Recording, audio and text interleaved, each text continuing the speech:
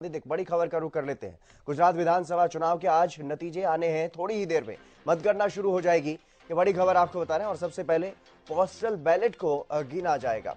शुरुआती 1 घंटे में पोस्टल बैलेट की गिनती होगी और गुजरात में 2 चरणों में मतदान हुआ है। पहले चरण में 60.20% वोटिंग हुई थी और दूसरे चरण में 64.39% वोटिंग हुई थी।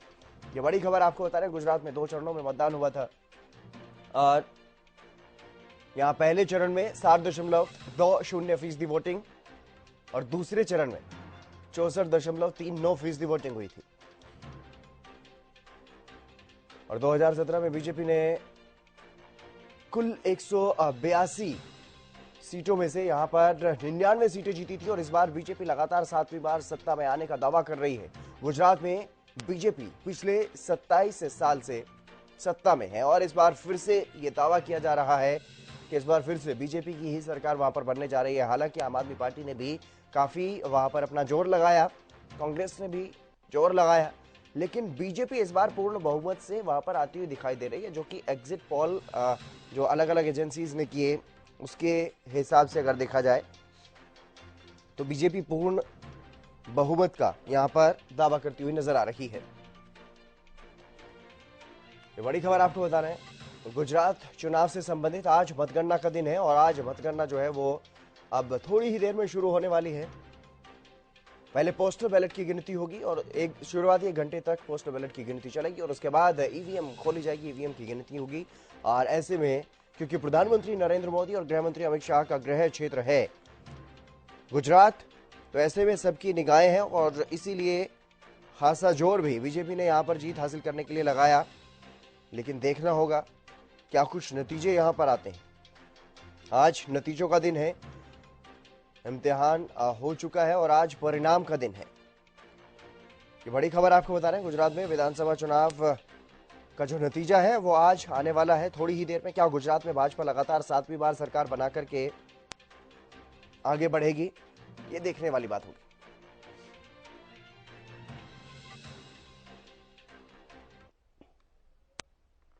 चलिए इसी बीच रुक करेंगे अगली बड़ी खबर की और। हिमाचल से बड़ी खबर है, जहां हिमाचल की भी 68 विधानसभा सीटों के आज नतीजे घोषित किए जाने हैं। थोड़ी ही देर में यहां भी वोटों की गिनती जो है वो शुरू हो जाएगी। 1985 के बाद से अब तक कोई भी पार्टी अपनी सरकार यहां पर रिपीट नहीं कर सकी है। बीजेपी और कांग्रेस में कभी बीजेपी तो कभी कांग्रेस, इस तरह से यहां पर सरकारें बनती रही हैं। आम आदमी पार्टी ने यहां भी ताल ठोकी थी, लेकिन मुकाबले से पहले ही, वोटिंग से पहले ही मुकाबले से बाहर हो गई थी आम आदमी पार्टी।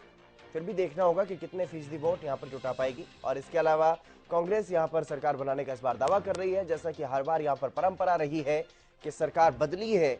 ऐसा ही कुछ कांग्रेस को उम्मीद कि एक बार फिर से यहां पर सरकार बदलेगी, लेकिन बीजेपी ने अपनी पूरी ताकत लगाई, ताकत झोंकने का काम किया और यहां भी पूरी कोशिश कांग्रेस की कि रिवाज को बदला जाए, उस परंपरा को बदला जाए जिसमें हर बार सरकार बदलती है। और कोशिश है कि जयराम सरकार एक बार फिर से रिपीट हो, लेकिन यहां पर देखना होगा कि क्या खुद मुख्यमंत्री भी कहीं कड़े मुकाबले में अटक ना जाए। तो परिणाम अभी थोड़ी ही देर में शुरू हो जाएंगे आने, रुझान आने शुरू हो जाएंगे।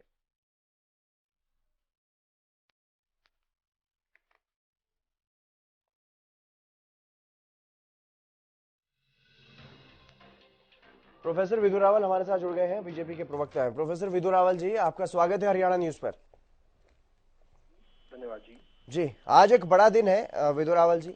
गुजरात में एक बड़ी जीत की उम्मीद बीजेपी को और हिमाचल में भी परंपरा बदलने की बात जो है वो बीजेपी कह रही है। क्या कुछ लग रहा है चुनाव परिणाम आने से पहले?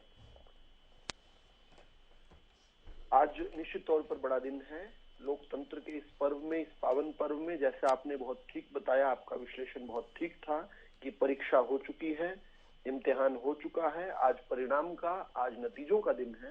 तो उस लिहाज से हम लोग सब जो परीक्षार्थी रहे हैं, हम लोग सब जिन्होंने मेहनत की है, अन्य अन्य पार्टियों के कार्यकर्ताओं ने जिस प्रकार से जीतोड़ मेहनत की है इस चुनाव में, आज वो हमारी मेहनत का प्रतिफल हमें क्या मिलने वाला है, आज उसका दिन है। निश्चित तौर पर ये एक उत्सव का भी दिन है। नतीजे आने शुरू हो जाएंगे थोड़ी देर में। कोई एक पार्टी, भारतीय जनता पार्टी के लिए हम उम्मीद कर रहे हैं, लेकिन कोई एक पार्टी जीतेगी, अन्य पार्टियां हारेंगी। लेकिन इस पर्व में, इस लोकतंत्र के पर्व में जो जीतेगा वो इस देश का लोकतंत्र जीतेगा, इस देश की जनता जिसने जिसने लोकतंत्र को विजयी बनाने के लिए अपने मत का अधिकार का प्रयोग किया, जिसने मतवान बनकर, मतदाता ने घर से बाहर निकलकर लोकमत को परिष्कार किया, वो जीतेगा। तो आज बहुत अच्छी उम्मीद है। भारतीय जनता पार्टी दोनों जगह पर बहुत मजबूती से चुनाव लड़ी है।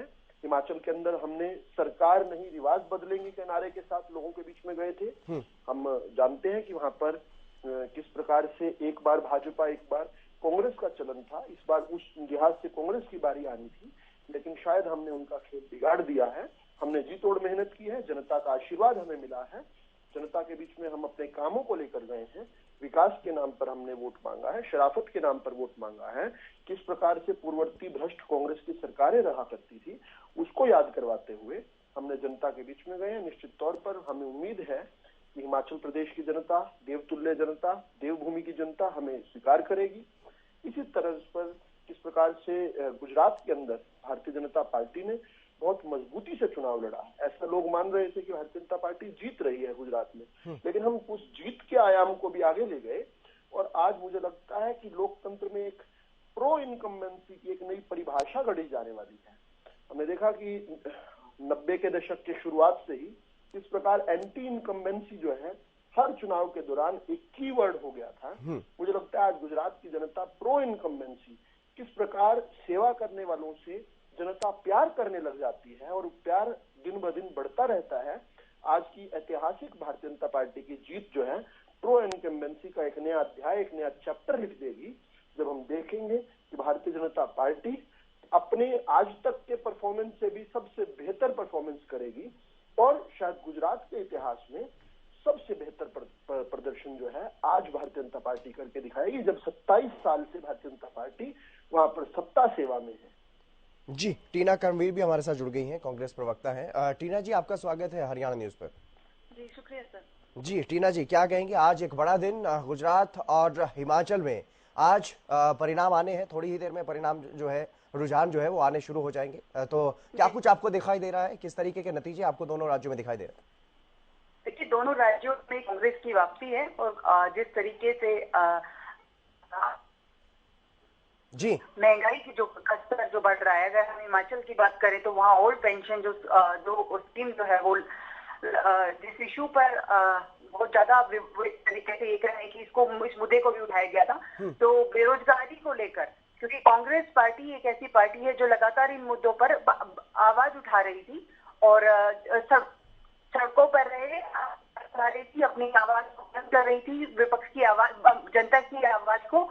और इसी वजह से देखिए कि जो जनता है वो चाहती है कि कांग्रेस को वापस ही लेकर आए और कांग्रेस की तरफ ही देख रही थी।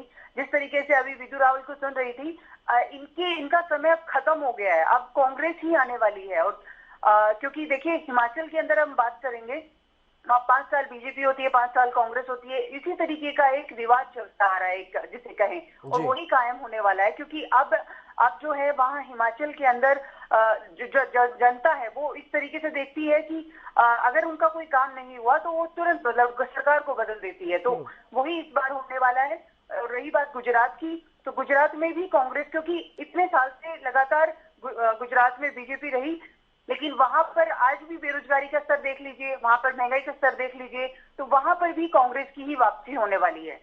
जी प्रोफेसर विदु रावल जी, ये तो रिवाज के भरोसे हैं कि रिवाज जिस तरीके से बदलता रहा है और लोगों के जो मुद्दे हैं उसको ध्यान में रखते हुए इस बार कांग्रेस हिमाचल में और गुजरात में आने वाली है। विदु रावल जी, देखिए, कांग्रेस ने एक दो ऐसे विषय उठाए जो कि उनके द्वारा ही बिगाड़े गए थे। जैसे इन्होंने, अभी मैं सुन रहा था कांग्रेस की प्रवक्ता ने बताया, ओपीएस का जो बात कही, ओल्ड पेंशन स्कीम की बात कही, जो ये ओल्ड पेंशन स्कीम को वापस लागू करना चाहने की बात कर रहे थे। इन्होंने कहा कि अगर सत्ता में आएंगे तो हम जरूर करेंगे, लेकिन ये भी तो याद करने की बात है कि ये पेंशन स्कीम बंद किसने की थी? ये कांग्रेस की सरकार ने बंद की थी। तो उसके बाद इस प्रकार की बात कहना, चुनाव जीतने के लिए कुछ भी कहना, और फिर इस भरोसे रहना कि भाई एक बार, भरोसे नहीं है सर, अभी पता चल जाएगा कुछ समय बाद। बिल्कुल बिल्कुल पता चल जाएगा। बिल्कुल बिल्कुल पता चल जाएगा टीना जी, बिल्कुल पता चल जाएगा टीना जी। अभी थोड़ी देर में रुझान भी आने शुरू हो जाएंगे और आज स्थिति साफ हो ही जानी है, लेकिन एक बार विदु रावल जी को सुन लीजिए, उसके बाद आपकी बात सुन। जी, टीना जी ने ठीक कहा, उनको विश्वास है, उनको विश्वास इस बात का है कि इस बार भाजपा के बाद कांग्रेस आएगी। और दरअसल हमने घर घर जाकर, मैं खुद वहां पर चुनाव अधिकारी के नाते रहा, प्रभारी के नाते रहा, तो मैं लगभग 2 महीने का समय मैंने हिमाचल प्रदेश में ही निकाला। तो मैंने खुद, हमारी स्ट्रेटेजी भी यही थी, हमने जो अद्वितीय काम किए, ऐतिहासिक काम किए, हम जनता के बीच में गए और उन जनता के बीच में हमने कहा कि क्या इसके बाद हमें वोट के अधिकारी नहीं है क्या हम हर बार जो है बारी बारी से कांग्रेस और भाजपा लाकर क्या हम ये अन्याय नहीं करते? क्या हम कांग्रेस जैसी पार्टी को सत्ता में आने के बाद क्या ये बताते नहीं है कि अगली बार भाजपा ने आ ही जाना है, तो काम करने की आवश्यकता क्या है? तो हम लगातार काम करने वालों को जिताएं। मैं जानता हूं 1970 में सबसे पहली बार भारतीय जनता पार्टी की हिमाचल प्रदेश में जब शांता कुमार जी के नेतृत्व में सरकार बनी थी, तो पहला नल जो है हिमाचल प्रदेश में देश के आजाद होने के 30 साल बाद लगा था हिमाचल प्रदेश के अंदर। जिस प्रकार से जब हमारी प्रोफेसर प्रेम कुमार धूमल जी की जब सरकार बनी थी, तो पहली बार जो है वहां पर हमने देखा था कि रोड कनेक्टिविटी जो है वो गांव-गांव तक पहुंची थी। किस प्रकार से प्रोफेसर प्रेम कुमार धूमल जी का जो दूसरा शासन था, उसमें हमने घर घर तक नल पहुंचाने की बात की थी, जिसको अब हमने उसको पूर्ति किया है जब जयराम ठाकुर जी की सरकार के दौरान। तो हमने काम किए हैं, हमने काम किया, लेकिन कई बार आपने वहाँ कोई काम नहीं किया, जबकि भ्रष्टाचार बढ़ा दिया है। हिमाचल प्रदेश को हरियाणा बना दिया है। टीना जी आ रहा हूँ, हिमाचल प्रदेश को हरियाणा बना दिया आपने। टीना जी मैं आ रहा हूँ आपके पास। जिस स्टेट के अंदर कभी भ्रष्टाचार नहीं होता था, आपने उस स्टेट को भ्रष्टाचारी स्टेट बना दिया है। सर क्या बात कर रहे हैं? टीना जी, सरकार ने ये काम किया है वहाँ पर। सुनिए टीना जी, सुनिए, उत्तराखंड में भी हाल ही में चुनाव हुए हैं और वहां पर भी ऐसे ही कुछ रिवाज थे जैसे रिवाज की आप बात कर रही हैं, और ऐसा ही कुछ वहां पर भी दिखाई दे रहा था और यही दावे किए जा रहे थे कि रिवाज यहाँ पर बदलता है और ऐसे ही होगा। और वहां पर भी बीजेपी सरकार के खिलाफ भी माहौल था, ऐसा नहीं है कि माहौल नहीं था, बीजेपी सरकार के खिलाफ भी माहौल था, लेकिन फिर भी वहां पर सत्ता में रिपीट हुई है कौन? बीजेपी। तो ऐसे में कितनी आपने मेहनत की है, कितना आपने कांग्रेस को मजबूत किया है, एकजुट किया है, क्योंकि वहां पर एक और तीसरी पार्टी पहुंच गई थी, हालांकि वो वोटिंग से पहले ही मुकाबले से बाहर होती हुई दिखाई दी, लेकिन उसका असर भी पड़ेगा, उसको भी पूरी तरह से इग्नोर नहीं किया जा सकता। टीना जी नहीं, वहाँ ऐसा आम आदमी पार्टी का तो कोई स्पेस नहीं है, कोई अस्तित्व नहीं है हिमाचल प्रदेश में। लेकिन जिस तरीके से कह रहे हैं विदु रावल जी, उन्होंने काम क्या किया वहाँ पर? भ्रष्टाचार किया। हर एक बच्चे से आप पूछ लीजिए, हर एक जनता में से आप किसी से भी जाकर मिलेंगे तो यही कहेंगे कि भ्रष्टाचारी सरकार है। आज पूछने बताने की आवश्यकता नहीं है। आज जो मतपेटियों ईवीएम का जो रिजल्ट आएगा, चलिए हाँ, तो सामने आ जाएगा। इस चीज में हम क्या सहमत हो सकते हैं? आपको भी पता चलेगा इस तरीके से जनता आपके मुंह पर तमाचा मारेगी इस बार हिमाचल प्रदेश में, आप देखिएगा। सुबह सुबह इतने तल्ख शब्दों का उपयोग मत कीजिए। मैं आपसे एक निवेदन करना चाहता हूँ, क्या आज अभी क्योंकि चुनाव के नतीजे नहीं आए हैं, तो क्या हम दोनों पार्टियों के प्रवक्ता क्या इस बात में सहमत हो सकते हैं कि अगर जो जनता का मत होगा उसके अनुसार आप क्या ये मान लेंगी कि भारतीय जनता पार्टी ने अद्वितीय काम किया है? अगर हिमाचल में हम दोबारा आते हैं, अगर गुजरात में हम इस प्रकार से इतिहास बनाते हैं, तो क्या आप इस बात को मान लेंगे कि जो आप मुद्दे उठा रहे थे वो झूठे मुद्दे थे, वो फर्जी मुद्दे थे? क्या आप ये मान लेंगी? मेरा सीधा सीधा आपसे सवाल है, क्योंकि अभी चुनाव हो चुका है, आपने कैंपेन बहुत अच्छा किया, वहां पर आपने बड़ी मेहनत की, लेकिन जनता आपको स्वीकार कर रही है नहीं कर रही है वो अभी थोड़ी देर में पता चल जाएगा। लेकिन अब यहाँ पर ये कहना, बच्चे से पूछ लीजिए, बच्चे और बच्चों के जो पिताजी हैं और माताजी हैं, उन्होंने भी जो है मत का प्रयोग किया, उनके दादा और दादी जी ने भी किया। यहाँ चलिए बिल्कुल आप बने रहिएगा हमारे साथ, दोनों विदु रावल जी और टीना जी आप भी बने रहिएगा। मनोज राठी भी इस बीच हमारे साथ जुड़ गए आम आदमी पार्टी से। मनोज राठी जी, आपका स्वागत है हरियाणा न्यूज पर। Thank you sir. जी मनोज जी, क्या देख रहे हैं आज? क्योंकि एमसीडी में तो बड़ी एक अच्छी जीत मिली, आपको खुशी मनाई आपने, लेकिन आज गुजरात और हिमाचल में कैसे देख रहे हैं? सबसे पहले तो मैं दिल्ली के सभी पार्षदों को बधाई देता हूं और हमारे साथी बीजेपी के और कांग्रेस के प्रवक्ता को बधाई देता हूं कि दिल्ली के अंदर आम आदमी पार्टी ने फिर साबित कर दिया कि केजरीवाल कट्टर ईमानदार है और दिल्ली की जनता ने अरविंद केजरीवाल को सर्टिफिकेट दिया है कट्टर ईमानदारी का। एक बार एमसीडी में भी 15 साल का बीजेपी का किला तोड़कर, और आज गुजरात और हिमाचल में भी बहुत अच्छा प्रदर्शन करने जा रही है आम आदमी पार्टी। मैं तो कहूंगा कि सुपर प्रदर्शन है, और मैं तो कहूंगा कि मोदी जी के घर में एंट्री मारी हमने, और ऐसी एंट्री मारी है कि मोदी जी भी चौंक गए, अमित शाह जी भी चौंक गए। अरे गृह मंत्री जिस देश का और जिस देश का प्रधानमंत्री उसके घर में चुनाव हो और वहां जय जयकार आम आदमी पार्टी की हो। आज पहली बार गुजरात के अंदर शिक्षा का अलग आम आदमी पार्टी ने जगाया है। स्वयं प्रधानमंत्री शिक्षा में बात करने के लिए मजबूर हुआ अपने गृह क्षेत्र में जाके। मैं पूछना चाहूँ बीजेपी वालों से कि वहाँ इतना बुरा हाल है। हम स्वयं वहाँ गए थे, हमारे वॉलंटियर वहाँ थे। देखो हमने वहाँ देखा 60 हजार की जनसंख्या पे मैट्रिक का स्कूल।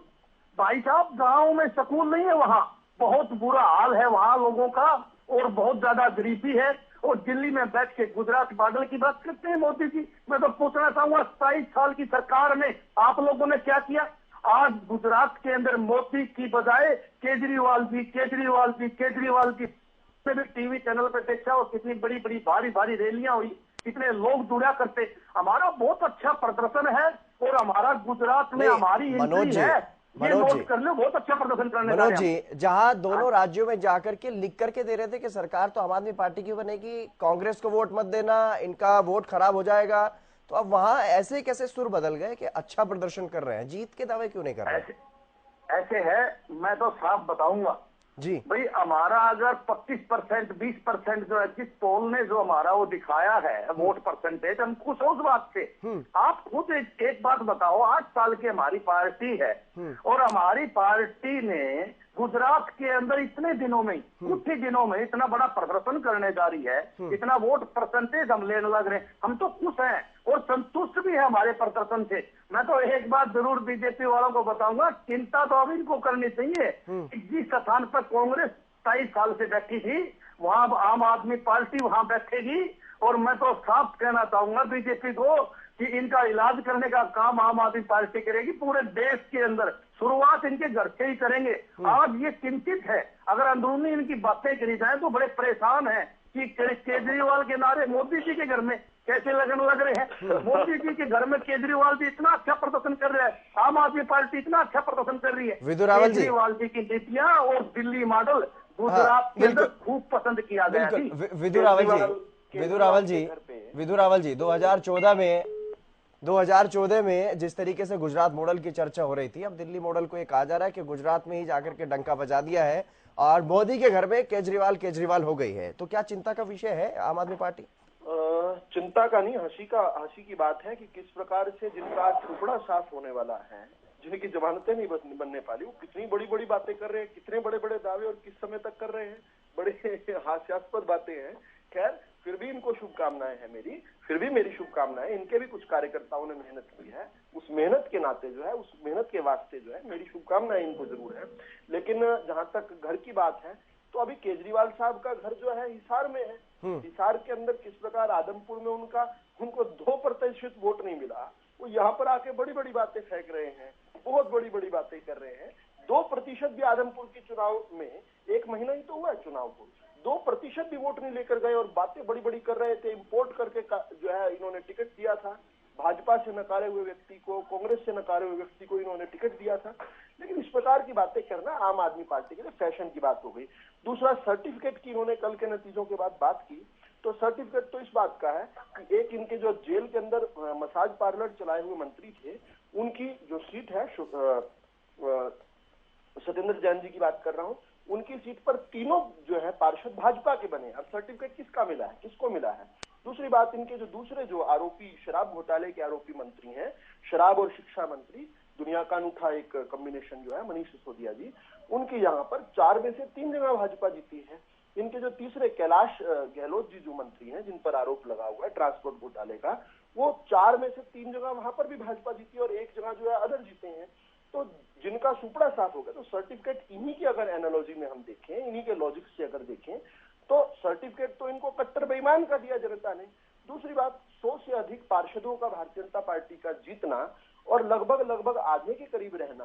देखिए, ये पार्षदों की सरकार होती है, इसमें मेयर के पास कोई बहुत सारी इमैक्युलेट पावर्स नहीं होती हैं। तो जहां जहां पर भाजपा के पार्षद जो है वो काम करेंगे, अपने लोगों के लिए काम करेंगे, कुछ जगह पर ठीक है, कई जगह बांग्लादेशियों का, रोहिंग्याओं का इन्होंने बसा कर कुछ जगह पर वोट का गणित जरूर खराब किया। लेकिन भारतीय जनता पार्टी प्रयास करेगी, वहां के कार्यकर्ता प्रयास करेंगे कि पूरी जनता का देखभाल हो, वहां पर काम हो और केवल रोहिंग्या और बांग्लादेशियों का ही केवल जो है उनका विचार ना बने। चलिए, कुछ लोगों ने आप बातें मतलब दिल्ली एमसीडी पर नहीं हो रही है फिलहाल, लेकिन नहीं, मैं गुजरात केवल और हिमाचल पर गुजरात और हिमाचल पे हो रही है। तो टीना जी, आम आदमी पार्टी क्या खेल बिगाड़ रही है क्या कहीं कांग्रेस का? क्योंकि जिस नहीं नहीं, तरीके से वो दावे कर रहे हैं कि जहां खेल नहीं कांग्रेस बिगाड़ होती रही थी, है।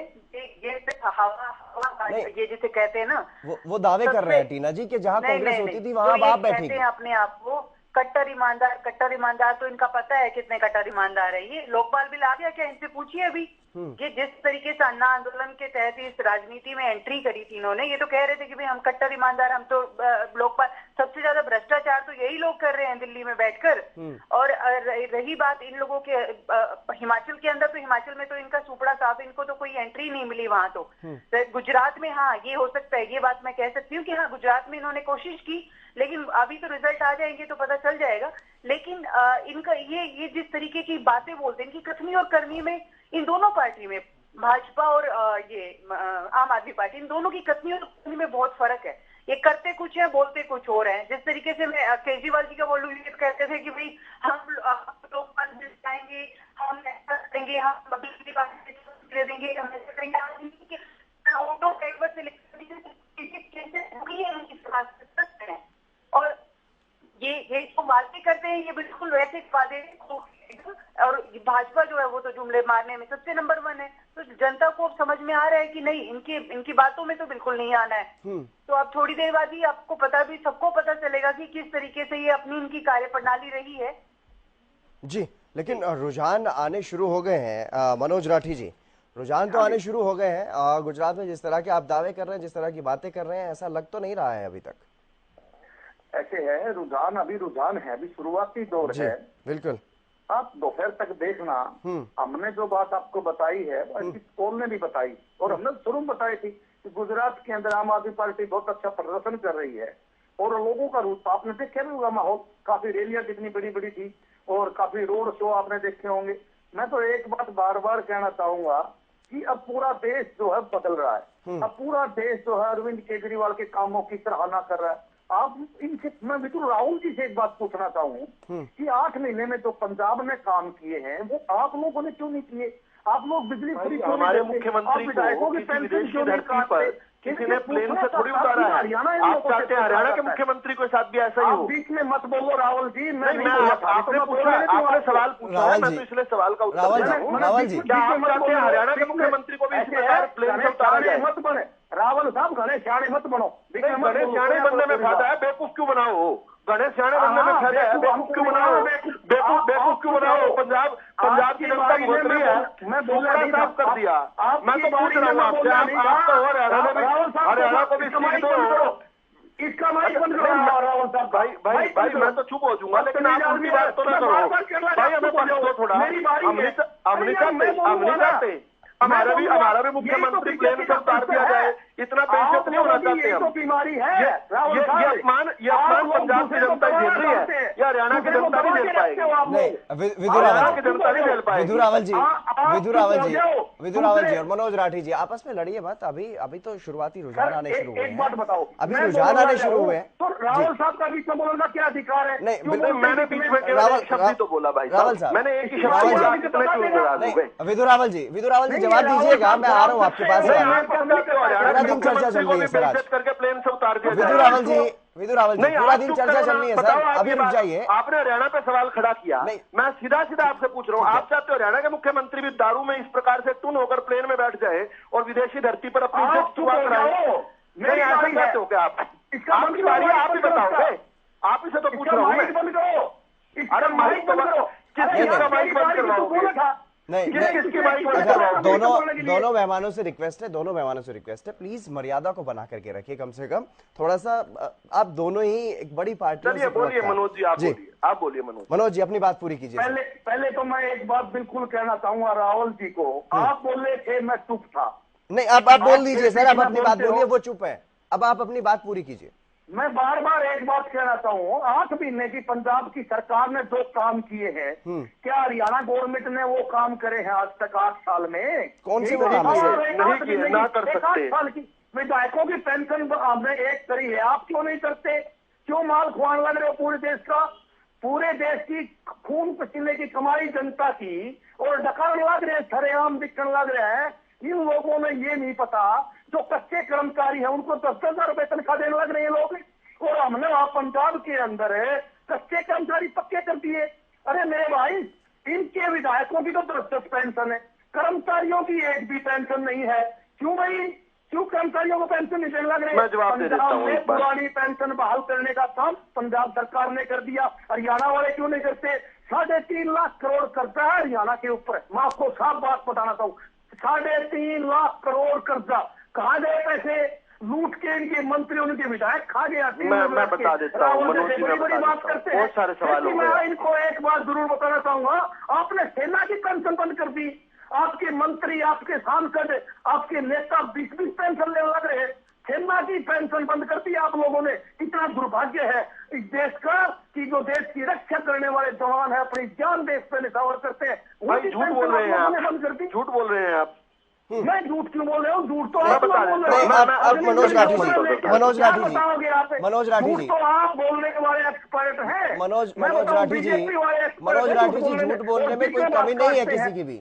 झूठ बोलने में कोई बीच में कमी नहीं बात करता है काटते कोई हैं। भी। लेकिन अब विदु रावल जी का सवाल सुन लीजिए, विदु रावल जी का जवाब सुन लीजिए। विदु रावल जी, देखिए, मनोज राठी जी ने एक बड़ी दिलचस्प बात कही।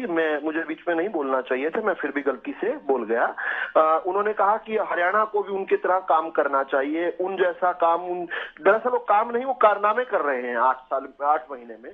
किस प्रकार से विदेशी धरती पर एक मुख्यमंत्री का शराब में धुत होने के कारण उतार दिया जाता है। रावल साहब, आप मेरी बात सुनिए, आप डिनाई कर दीजिए ना, ये अखबारों में रिपोर्ट, आप केस कर दीजिए अखबारों पर। क्या ऐसे ना ये तो कीजिए भाई।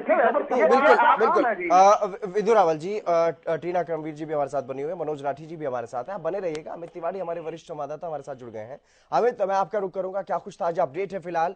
क्या कुछ चल रहा है दोनों ही राज्यों में? क्योंकि वोटों की गिनती जो है वो शुरू हो गई है, पोस्टल बैलेट की गिनतियां चल रही है। क्या कुछ फिलहाल ताजा अपडेट?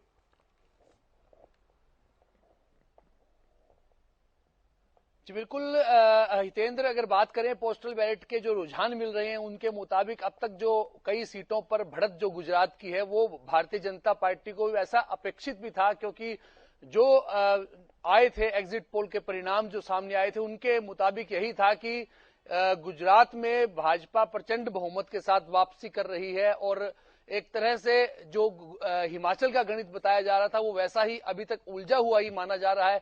तो देखने वाली बात होगी कि रुझान जिस तरह से आगे जैसे जैसे परिणाम आएंगे, अभी शुरुआती दौर है और इसी में भाजपा की बढ़त दिखाई दे रही है, लेकिन जैसे जैसे समय बीतेगा और परिणाम आएंगे और ज्यादा स्पष्ट तस्वीर जो है हिमाचल की और गुजरात की हो सकेगी।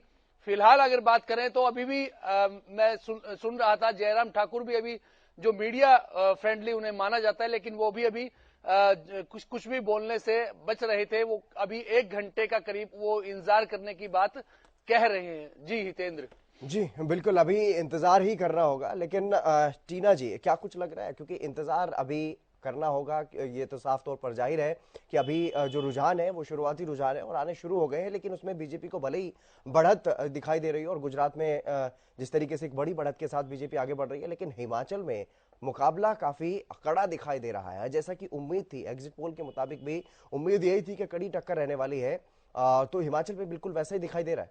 टीना जी, देखिए हिमाचल और या अगर गुजरात की बात करें तो वहां पर तो मैं पहले ही बोल चुकी हूँ कि कांग्रेस की वापसी होगी, क्योंकि हमारे कार्यकर्ताओं से लेकर जितने लोग वहां पर लगे हुए थे, जिस तरीके से मेहनत कर रहे थे, तो और लोग जो हैं, जनता जो है वो चाहती भी यही है, क्योंकि इनको मौका देकर देख लिया है। इनके मौका, जैसे अगर मैं केजरीवाल जी की बात करूँ, ये हर बार कहते हैं हमें एक बार मौका दो, एक बार मौका दो। फिर जैसे पंजाब की बात करें तो पंजाब के लोग अब त्रस्त हो गए कि युवा जो है वो किस तरीके से नशे की हालत में बढ़ रहे हैं। तो अब इनको मौका देकर देख लिया, क्या मिला, नतीजा क्या निकला? कुछ भी नहीं।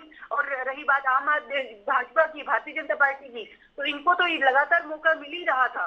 क्या क्या किया इन्होंने जनता के साथ? इनको मैं रोजगार के नाम पर क्या दिया? सिर्फ ठेकेदारी प्रथा बढ़ा दी गई है। आप कहीं भी जाकर देख लीजिए, युवा जो पढ़े लिखे युवा है उनको भी नौकरियां नहीं मिल रही है। क्लर्क के लिए तो फॉर्म भर रहे हैं, बताओ, पीएचडी किए हुए बच्चे भी। आप सोच सकते हैं इसी तरीके की दशा जो है वो पूरे देश के अंदर हो गई है। ना रोजगार है, महंगाई स्तर पर है। जो आम आदमी का बजट है वो किस तरीके से डगमगा गया है इन्हीं की सरकारों की वजह से। तो अब जनता जो है चाहती है कि वापसी जो है वो कांग्रेस की हो। जी सर। जी मनोज राठी जी, जिस आम आदमी पार्टी की पंजाब सरकार के दम पर आप पीठ थपथपा रहे हैं, उसी पंजाब सरकार का कहीं ना कहीं कुछ रिफ्लेक्शन वो हिमाचल में देखने को मिल रहा है। शुरुआती रुझान में तो ऐसा ही लग रहा है